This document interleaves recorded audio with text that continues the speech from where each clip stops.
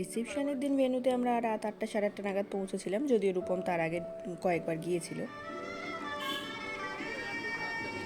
বছর কয়েক আগে আমিও দুটো বিয়ে বাড়িতে এখানে এসেছিলাম। এত সুন্দর না লজটা, আর এখন আরও মডিফাইড হয়েছে, এত সুন্দর লাগছে, সাউন্ডটা আরও সুন্দর, কিন্তু কপিরাইট ক্লেমের জন্য দিতে পারছি না।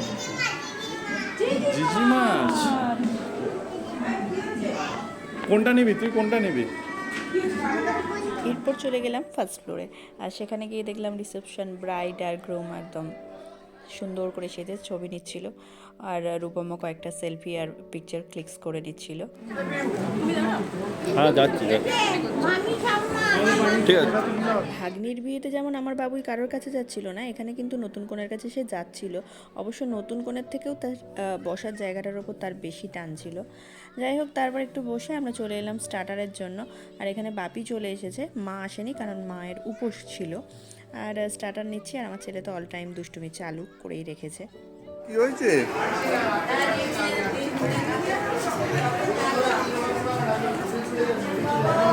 ও কি হয়েছে রাতেও? ঝাল লেগেছে, তবু সে মালাই কাবাব খেতে ছাড়বে না, কখনোই ছাড়বো না।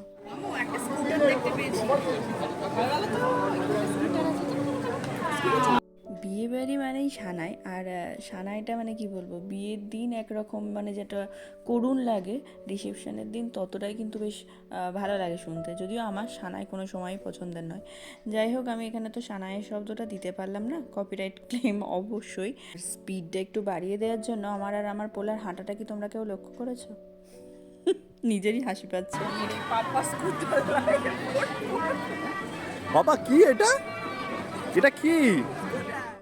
স্কুটারটা কেমন? Wow wow. বাচ্চারা যখন টুকটাক শব্দ শেখে এবং সেগুলোকে ঠিক জায়গায় বলতে পারে, ইউটিলাইজ করতে পারে, তখন কিন্তু ভীষণ ভালো লাগে। স্পেশালি একটা মায়ের যখন সে নিজে পড়ায়, তো স্কুটার শব্দটা ওরই বলা। এরপর শুরু হলো আসল ঘটনা।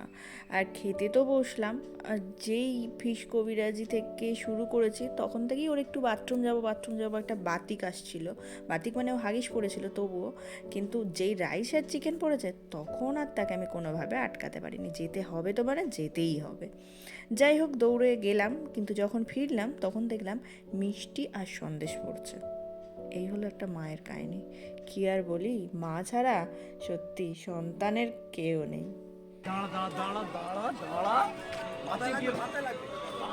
কি শান্ত না আমার বাচ্চাটা, দুজনেও সামলাতে পারছে না। এখন তার দাবি সে সোয়েটার পরবে না। কি হলো? কার জ্যাকেট পরছে ওটা? বাবুর জ্যাকেট। বাবু দা যা বিয়ে বাড়ি ফিরে গেছে। বিয়ে বাড়ি আসার আগে যত সাজগোজ খাওয়া দাওয়া হয়ে গেছে, বাড়ি যাচ্ছে হয়ে গেছে। ঠান্ডা লাগানো যাবে না।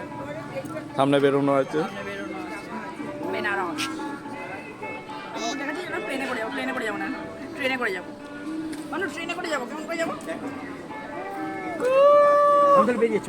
হ্যাঁ। আজকের ব্লগটা কেমন লাগলো জানিও, আর বাচ্চা নিয়ে অনুষ্ঠান বাড়িতে গেলে তোমাদের সঙ্গে কী কী ঘটে সেটাও জানিও। আজকে তবে এটুকুই, ভালো থেকো সবাই।